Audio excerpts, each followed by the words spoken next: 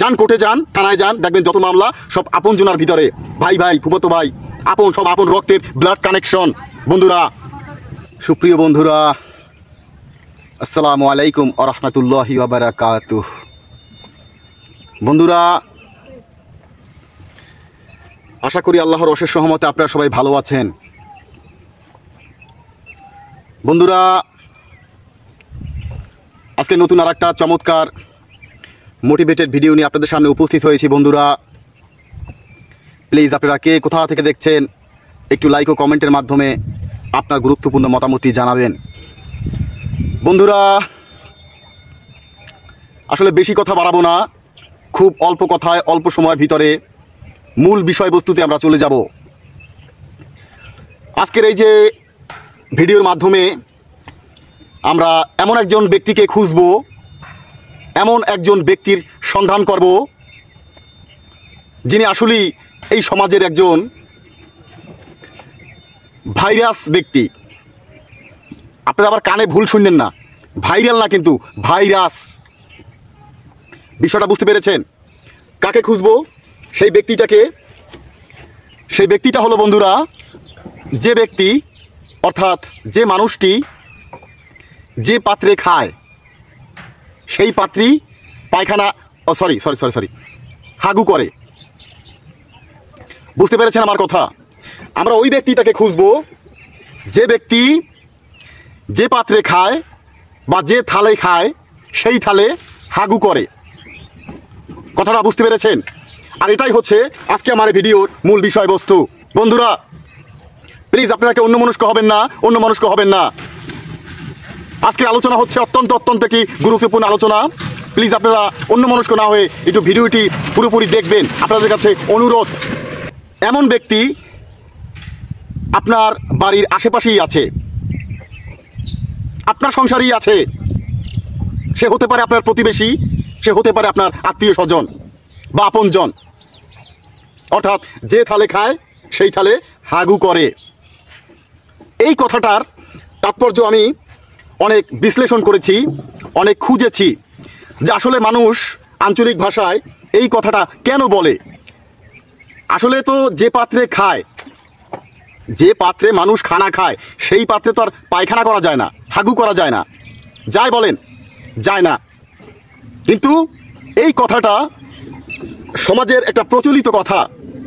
এই কথাটা কোথা থেকে এসেছে, এই কথাটা মানুষ কেন ব্যবহার করে, এই কথাটি মানুষ অনেকের ক্ষেত্রে কেন ইউজ করে, এই বিষয়টা একটু আমি খুঁজেছি বন্ধুরা, অনেক বিশ্লেষণ করেছি, খুঁজে পুঁজে দেখেছি যে আসলেই এই কথার একটা কঠিন তাৎপর্য আছে, এই কথাটার একটা কঠিন অর্থ আছে। যে পাত্রে খায় সেই পাত্রে হাগু করে, এই কথাটার একটি গুরুত্ব আছে বন্ধুরা। সেই ব্যক্তিটাকে আমরা আজকে এই ভিডিওর মাধ্যমে খুঁজব। কে আছে সেই ব্যক্তিটি? বুঝেছেন? অর্থাৎ আপনি যাকে ছোটকাল থেকে লালন পালন করে আস্তে আস্তে বড় করেছেন, খাইয়ে দিয়েছেন, মানুষ করেছেন, আজকে সেই ব্যক্তিটি বড় হয়ে আপনার ক্ষতি করছে, আপনাকে ছোবল মারছে। কথাটি বুঝতে পেরেছেন? এই প্রেক্ষিতে এই কথাটি ইউজ করা হয় যে আসলে যে পাত্রে খায় সেই পাত্রে হাগু করে। মনে করেন একটা উদাহরণ, এক্সাম্পল, আপনি আমাকে অনেক সহযোগিতা করেছেন অর্থের দিক দিয়ে, বিভিন্ন সামাজিক মাধ্যমে, বিভিন্ন দিক দিয়ে আপনি আমাকে সারা জীবন শুধু উপকারী করে গেছেন। এখন যদি আমার দ্বারা আপনার কোনো ক্ষতি হয়, তাই সেইটা হচ্ছে অনেক বড় ধরনের একটা ক্ষতি।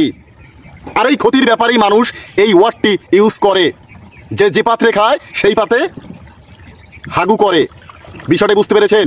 এই ধরনের লোকের কাছ থেকে আমরা সবসময়ের জন্য দূরে থাকব এবং এই লোকটাকে আমরা খুঁজব, সেই লোকটি আসলে কে আছে এই সমাজে। বন্ধুরা, হয়তো আমার কথা অনেকে শুনে হাসবেন যে এ আবার কিসব কথা বলে, এ তো পাগল, এ তো সমাজের পাগল। বন্ধুরা, আপনারা আমাকে পাগল ছাগল যাই বলেন না কেন, সত্যিকার অর্থে এটাই হচ্ছে এই সমাজের একটি বাস্তবিক একটি সত্য কথা। আপনি যার সারা জীবন উপকার করেছেন, সারা জীবন যাকে কোলে পিঠে করে মানুষ করেছেন, যাকে পড়াশোনা করিয়েছেন, স্কুলে পড়িয়েছেন, হাঁটা শিখিয়েছেন, সাঁতার শিখিয়েছেন, সাইকেল চালানো শিখিয়েছেন, এক্সেট্রা এক্সেট্রা অনেক কিছু, সত্যিকার অর্থে বন্ধুরা সেই মানুষটি যখন আপনার সাথে বেইমানি করবে, আপনার বুকে ছুরি চালাবে, পেছন থেকে আপনাকে আঘাত করবে, সেই দুঃখটা কিন্তু আসলে সহ করার মতো নয়, সহ্য করার মতো নয়। তখন এই কথাটি মানুষ আবিধানিক অর্থে ব্যবহার করে যে আসলে ওই মানুষটি, ওই খারাপ মানুষটিকে বুঝাবার জন্য এই কথাটা ব্যবহার করে যে যে পাত্রে খায় সেই পাত্রে হাগু করে। বিষয়টা বুঝতে পেরেছেন? আসলেই তো কথাটা সত্য কথা। আমি এই কথাটাকে নিয়ে অনেক বিশ্লেষণ করেছি, অনেক গবেষণা করেছি বন্ধুরা। বিনিময়ে আমি পেয়েছি এক বুক দুঃখ। কেন পেয়েছি?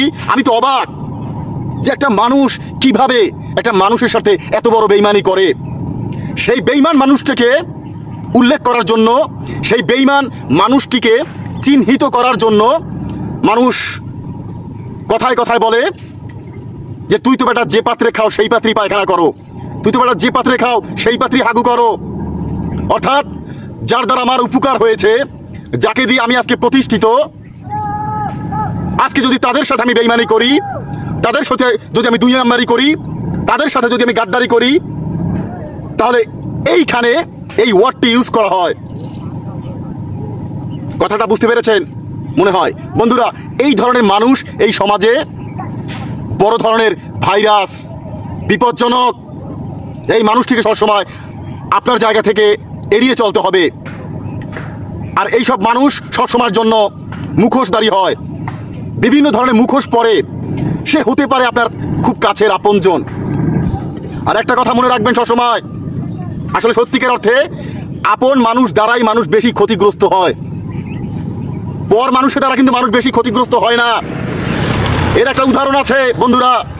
উদাহরণটা হলো এই যে আপনি কোর্টে যাবেন, থানায় যাবেন, কোর্টে যাবেন, সেখানে গিয়ে দেখবেন যত মামলা আছে, যত হামলা আছে, সব আত্মীয় স্বজনের ভিতরে। আপন চাচাতো ভাই, আপন ফুফাতো ভাই, আপন মায়ের পেটে ভাই, আপন বোন, এদের ভিতরে মামলা চলছে, মারামারি চলছে, হানাহানি চলছে, কাটাকাটি চলছে জমি জমা নিয়ে। অর্থাৎ আমি বোঝাতে চাই যে আপন মানুষের দ্বারাই মানুষ বেশি ক্ষতিগ্রস্ত, পর মানুষের দ্বারা কিন্তু মানুষ বেশি ক্ষতিগ্রস্ত হয় না বন্ধুরা। ওই জন্যই তো কথায় বলে যে ঘরের ইঁদুরে যদি বান কাটে তাহলে সেই ক্ষতি সহ করার মতো নয় বন্ধুরা। আর আবিধানিক অর্থে আঞ্চলিক ভাষায় এটাই ব্যবহার করা হয়, যে মানুষ আপন হয়ে যে আমার উপকার করেছে সারা জীবন, আমি যদি তার ক্ষতি করি তাহলে ওই মানুষটি হচ্ছে যে পাত্রে খেয়েছে সেই পাত্রে পায়খানা হাগু করেছে। বিষয়টা বুঝতে পেরেছেন বন্ধুরা? খুব সতর্ক, খুব সতর্ক। এই ধরনের মানুষদের থেকে সবসময় দূরে থাকতে হবে। আর আমি যার নুন খাই তার তো গুণ গাইতেই হবে। এখন আমি যার নুন খাই তার যদি গুণ না গেয়ে যদি গীবত করি, তাহলে এই মানুষটি হচ্ছে যে পাত্রে খেয়েছে সেই পাত্রে হেগেছে। এক কথায় শেষ। আপনাকে দিয়ে আমার উপকার হয়, অনেক উপকার হয়েছে জীবনে, অনেক। আপনার সাহায্যের কারণে আপনি একটু আমাকে হয়তো অর্থের মাধ্যমে হোক বা একটা পরামর্শের মাধ্যমে হোক আমাকে সহযোগিতা করেছেন। আজকে এসে যদি আমার দ্বারা আপনার কোনো ক্ষতি হয়, তাহলে আমি যে পাত্রে খেয়েছি সেই পাত্রে হেগেছি। বিষয়টা এমন বন্ধুরা। আপনারা আমার সম্পর্কে অবগত আছেন যে এ সমাজের কিছু টুকিটাকি যে বিষয়বস্তু আছে, সেই সব বিষয়বস্তু নিয়ে বেশিরভাগই আমি আপনাদের সামনে ভিডিও তৈরি করে থাকি। অর্থাৎ আমি এমনই একজন কন্টেন্ট ক্রিয়েটর যেসব ভিডিওর বিষয়বস্তু নিয়ে মানুষ না ভাবে, না কথা বলে, না চিন্তা করে, সেই সব ভিডিওর বিষয়বস্তু নিয়ে আমি বস মিঠু কথা বলি বন্ধুরা। আজকে আছি, কথা বলছি, কালকে মারা যাব, কথা বলতে পারবো না। তবু যদি আমার কথার মাধ্যমে আপনার যদি দুইটা উপকার হয়, তাহলে এখানেই আমার সার্থকতা, এখানেই আমার সার্থকতা বন্ধুরা। আর এটা আমার পাওয়াও হবে উপরে। এখন যদি দুনিয়ায় বসে আপনি আমার সাথে বেইমানি করেন, একটা সময় গিয়ে তাহলে আপনিও যে পাত্রে খেয়েছেন সেই পাত্রে হেগেছেন। বিষয়টা কিন্তু এমন। একটা কথার দ্বারা যদি আপনার উপকার হয় বা আপনার একটা কমেন্টসের মাধ্যমে যদি আমার উপকার হয়, সেটাই হচ্ছে একটা মানুষের বিনিময়, ভালোবাসা, সফলতা বা উপকার করা। কিন্তু আজকে যদি আমার আপনজনের দ্বারাই যদি আমার ক্ষতি হয়, সেটাই হচ্ছে একটা বড় ধরনের দুঃখজনক, একটা মর্মান্তিক বেদনা, যেটা সহ করার মতো না, মানার মতো না। তাহলে ওই ব্যক্তিটাই হচ্ছে যে পাত্রে খেয়েছে সেই পাত্রে হেগেছে। বন্ধুরা, এই কথাটা আমি অনেক বিশ্লেষণ করেছি, করে আজকে আপনাদের ক্যামেরার সামনে আমি কথাটি সারাংশটা বুঝিয়ে দিলাম যে মানুষ যে পাত্রে খায় সেই পাত্রই যদি হাগু করে, এই মানুষটির কাছ থেকে সবসময়ের জন্য আপনারা সতর্ক থাকবেন। আজকে আমার এই ভিডিওর মূল বার্তাই হচ্ছে এইটা, সব সময়ের জন্য সতর্ক থাকবেন বন্ধুরা। এরা হচ্ছে সমাজের বিষধর কালসাপ। এরা এমনভাবে ছবল মারবে আপনি বুঝতেও পারবেন না যে আপনার কত বড় ক্ষতি হয়ে যাবে। তবে আই এম শিওর এই বড় ধরনের ক্ষতি আপন মানুষের দ্বারাই বেশি হয়, পর মানুষের দ্বারা কিন্তু হয় না তেমন একটা ক্ষতি। এটা আপনি ভেবে দেখবেন যে আমি ছোট মানুষ, কথাটা কতটা সত্য বা মিথ্যা আপনি বিশ্লেষণ করবেন। যান কোর্টে যান, থানায় যান, দেখবেন যত মামলা সব আপন জনার ভিতরে, ভাই ভাই, ফুফাতো ভাই, আপন, সব আপন রক্তের ব্লাড কানেকশন বন্ধুরা। তো যাই হোক বন্ধুরা, কথা বললে অনেক কথা বলা যায়, আর অনেকে আপনারা আমাকে পাগল ছাগল যাই বলেন, যাই বলে আপনারা মজা পান, আপনারা বললেন, সমস্যা নাই, কমেন্ট ইনবক্স খোলা আছে, আপনার গুরুত্বপূর্ণ মতামতটি কমেন্ট ইনবক্সে জানিয়ে যাবেন। আজকে পর্যন্তই বন্ধুরা, নিজ নিজ জায়গা থেকে সবসময় নিজের শরীরের দিকে যত্ন নেবেন। হ্যাঁ, সবসময় নিজেকে পরিপাটি রাখার চেষ্টা করবেন। একটা কথা মনে রাখবেন, ভালো রাখার মালিক হচ্ছে আল্লাহ, এটা মাথায় রাখবেন। ঠিক আছে, আসসালামু আলাইকুম ওয়া রাহমাতুল্লাহি ওয়া বারাকাতুহু। যাই বন্ধুরা, অন্য কোনো দিন অন্য কোনো বিষয়বস্তু নিয়ে আপনাদের সামনে উপস্থিত হব। ঠিক আছে, আমি কি বোঝাতে চেয়েছি আপনারা বুঝতে পেরেছেন আশা করি। জয় আল্লাহ হাফেজ।